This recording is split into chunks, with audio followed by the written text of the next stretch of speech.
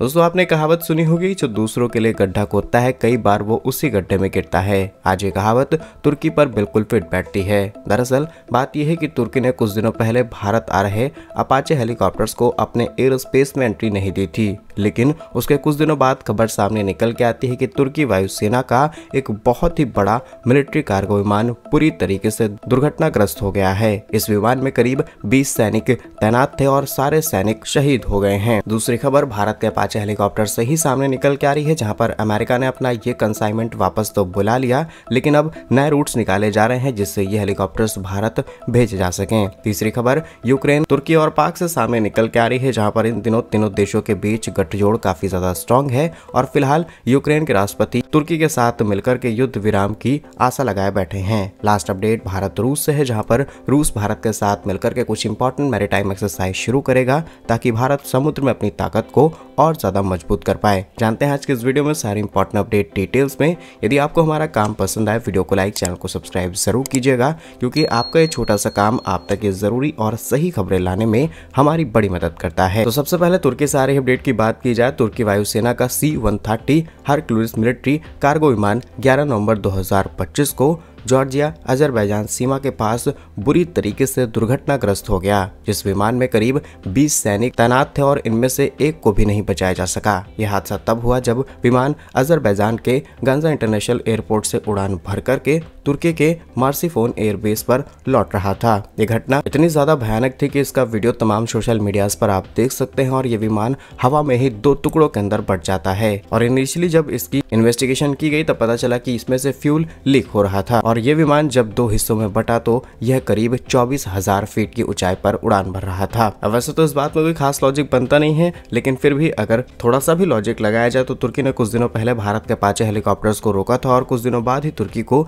ये चीज देखने को मिली। लेकिन यहाँ से हमें बहुत कुछ सीखने को मिल सकता है। असल में C-130 विमान है जो कि एक कार्गो विमान है, यानी कि सेना के सामान को, सैनिकों को एक जगह से दूसरी जगह ट्रांसपोर्ट करने के लिए इस तरीके के विमान का इस्तेमाल होता है। भारत के पास भी कई यूनिट्स हैं और आगे चल के भारत करीब 8 ऐसी यूनिट खरीदने की तैयारी में है। जब ये विमान इस बुरी तरीके से दुर्घटनाग्रस्त हो चुका है तो भारत को एक बार और गहन अध्ययन करना चाहिए कि हम ऐसे और विमान खरीदें या फिर नहीं, और इसमें क्या कमी आई है कंपनी से सारी डिटेल्स लेकर के हमें इस डील को आगे बढ़ाना चाहिए। जानकारी के लिए आपको बता दें कि ये विमान अमेरिका की कंपनी लॉकहीड मार्टिन की तरफ से तैयार किया जाता है। C-130 1964 में तुर्की ने अपनी एयरफोर्स में शामिल किया था और तुर्की ने अभी रिसेंटली 19 C-130E और C-130B हरक्यूलिस एयरक्राफ्ट ऑपरेट कर रहा है। और बताया गया है कि तुर्की ने रिसेंटली ब्रिटेन के साथ 12 और ऐसे मिलिट्री एयरक्राफ्ट खरीदने की डील साइन की है। नेक्स्ट इंपॉर्टेंट अपडेट भारत के अपाचे हेलीकॉप्टर से सामने निकल के आ रही है, जहां पर पहले आप पूरी घटना समझिए, फिर आपको समझ में आ जाएगा कि भारत किस लिए इस पर इतनी ज्यादा बात कर रहा है। असल में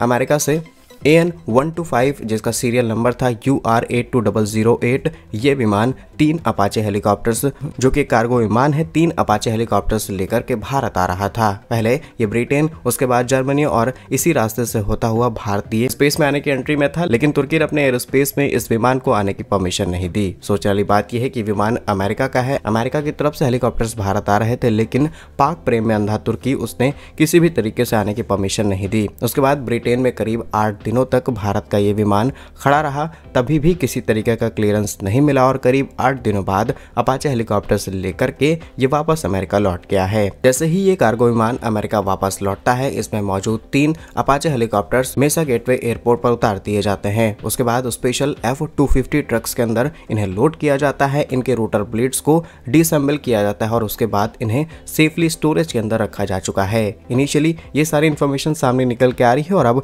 बातचीत चल रही है कि हमें इसके अल्टरनेट रूट्स निकालने होंगे। यानी कि इसको बनाने वाली कंपनी बोइंग का कहना है कि अब हम इसके अल्टरनेट रूट्स निकाल रहे हैं। इसमें हम समुद्र के माध्यम से डिलीवरी करने की तैयारी में है, जिसमें समय ज्यादा लगेगा, पैसा ज्यादा लगेगी और सिक्योरिटी रीजंस भी आ सकते हैं। अब मोस्टली ये चीजें एक्सपोर्ट की जा सकती है रेड सी के माध्यम से। रेड सी में आप जानते हैं कि किस तरीके की प्रॉब्लम्स चल रही हैं और अगर किसी भी तरीके की दुर्घटना हो जाती है तो शायद ये नुकसान भारत को हो और ना भी नुकसान हो तो आगे चल के ये डिलीवरीज और ज्यादा लेट हो जाएंगी और एक ऐसे समय में जहां भारत के इंटरनल लेवल पर चैलेंजेस बढ़ चुके हैं। भारत के नेबरिंग कंट्रीज लगातार अपने आप को दूसरे देशों के साथ जोड़ते चले जा रहे हैं। फिलहाल डिप्लोमेटिकली इन सभी चीजों का समाधान निकाला जा रहा है। इसमें यूनानी, साइप्रस, अर्मेनिया के साथ अगर कुछ बातचीत हो जाती है तो समय से पहले डिलीवरीज भारत के अंदर कर दी जाएंगी। नेक्स्ट इंपॉर्टेंट अपडेट, यूक्रेन, तुर्की और पाक से सामने निकल के आ रही है। अब इन दिनों तुर्की और पाक के बीच में प्रेम बढ़ ही रहा था कि अचानक से यूक्रेन के प्रति भी इनका प्रेम बढ़ना शुरू हो चुका है। यूक्रेन का भी पाक के प्रति प्रेम बहुत ज्यादा बढ़ रहा है। अब ये बात क्लियर हो चुके हैं। अब इस बात को आप एक्सेप्ट करें या फिर ना करें, लेकिन इन दिनों जो भी दोस्ती पाक के साथ कर रहा है वो अमेरिका का बहुत अच्छा दोस्त है, फिर चाहे वो तुर्की हो या फिर यूक्रेन। आप जानते होंगे कि यूक्रेन को पूरा वेस्टर्न वर्ल्ड सपोर्ट करता है। ऐसे में आपको क्या जरूरत पड़ गई पाक के साथ दोस्ती बढ़ाने की। फिलहाल रिसेंट डेवलपमेंट ये है कि यूक्रेन के राष्ट्रपति व्लादिमीर ज़ेलेंस्की रूस के साथ लगभग 4 वर्षों से युद्ध में है। इस युद्ध को खत्म करने के लिए अब तुर्की की यात्रा पर जाने का उन्होंने ऐलान कर दिया है। इस यात्रा से साफ पता चलता है कि जितने भी अंतर्राष्ट्रीय संस्थान हैं, अमेरिका की गई कोशिश हो, सब कुछ फेल हो चुकी है और रूस यूक्रेन युद्ध को जल्द खत्म करने के लिए अब शायद तुर्की का साथ लेना पड़े। फिलहाल ये सिर्फ एक पर्सपेक्टिव है। जब पूरे वेस्टर्न वर्ल्ड, बड़े बड़े कंट्रीज, यूके, ब्रिटेन, अमेरिका जैसे देश इस युद्ध को खत्म नहीं कर पाया तो तुर्की जैसा छोटा देश कैसे खत्म कर सकता है। अब ये हो सकता है और नहीं भी कि तुर्की के अंदर पाक के कुछ बड़े अधिकारी जाएं। और रिसेंटली जो खबर सामने निकल के आई थी कि ये यूक्रेन के साथ मिलकर के एक बहुत बड़ी ड्रोन डील साइन करने वाले हैं। वो डील तुर्की के अंदर साइन हो सकती है जिसे सीक्रेट रखा जाए और पाक पूरी कोशिश में था कि इस डील को सीक्रेट रखा जाए। वो तो भारत के इंटेलिजेंस ने पता लगा लिया कि ऐसी कोई डील साइन हो सकती है। और सबसे बड़ी बात कि यूक्रेन यहाँ पर टेक्नोलॉजी भी पाक को ट्रांसफर करने वाला है, यानी कि पाक बड़े लेवल पर ऐसे ड्रोन्स का प्रोडक्शन करते हुए सीधे भारत के खिलाफ इस्तेमाल करेगा और इसमें सीधे यूक्रेन की साझेदारी शामिल है। अब आप समझ सकते हैं कि क्या कुछ तैयारी की जा रही है भारत के खिलाफ जाने की, और इन सब के पीछे पश्चिमी ताकतें हैं। क्योंकि अगर ऐसा ना होता तो तुर्की जैसे देश इतनी बड़ी मदद पाक को क्यों देते। वो अपना सैटेलाइट डेटा, वो अपने ड्रोन्स, वो अपने युद्धपोत पाक को क्यों देते जब इनके पास कुछ ऐसा है ही नहीं जिससे इन्हें ज्यादा प्रॉफिट हो सके। और सेम यूक्रेन के केस में भी देखने को मिलता है। लास्ट और बहुत ही इंपॉर्टेंट अपडेट, रूस और भारत से सामने निकल के आ रही है, जहां पर भारत और रूस अगर इसी तरीके से अपने रिलेशन स्ट्रॉन्ग करते रहे तो भविष्य में अमेरिका हो या फिर पूरा पश्चिमी वर्ल्ड अगर भारत के खिलाफ भी चला गया तब भी ये कुछ नहीं उखाड़ पाएंगे। बड़ी खबर यह है कि पुतिन भारत आ रहे हैं, लेकिन भारत आने से पहले उन्होंने भारत के साथ होने वाले एक बहुत ही इंपॉर्टेंट पार्टनरशिप का ऑफर दिया है। रिपोर्ट्स के मुताबिक दोनों देश अब मिलकर के समुद्री ताकत को मजबूत करेंगे, जिसमें दोनों देश जहाज की मैन्युफैक्चरिंग, सारा कंस्ट्रक्शन, बड़े बड़े पोर्ट्स को तैयार करना, इसके अलावा जितने भी इंपॉर्टेंट पोर्ट्स भारत के पास मौजूद हैं उनके अल्टरनेट्स बनाना, मैरीटाइम लॉजिस्टिक में पार्टनरशिप, इन सभी चीजों पर काम किया जाएगा। इसके अलावा रूस के अंदर जो फिशिंग बिजनेस है इसको इंप्रूव करने के लिए भारत की मदद ली जाएगी। जहाजों के प्रोडक्शन के लिए भारत की बड़ी कंपनीज के साथ पार्टनरशिप की जाएगी। कुछ इस तरीके की साझेदारी दोनों देश मिलकर के करना चाहते हैं। अब आप जानते होंगे कि हिंद महासागर कितना बड़ा क्षेत्र है। इस पूरे क्षेत्र के अंदर निगरानी रखना, अपने हथियारों को मजबूत करना और बिजनेसेस भी पैरेलली चल पाए, इन सबको मैनेज करना आसान नहीं है। इसीलिए रूस के राष्ट्रीय सुरक्षा सलाहकार निकोलाई कुत्रशेव ने इस बात की जानकारी साझा की है। बाकी क्या कुछ सोचते हैं आप मेरे से ऊपर कमेंट्स में जरूर बताइएगा। भारत कैसे ही वीडियोस पाने के लिए वीडियो को लाइक, चैनल को सब्सक्राइब जरूर कीजिए। वंदे मातरम, भारत माता की जय।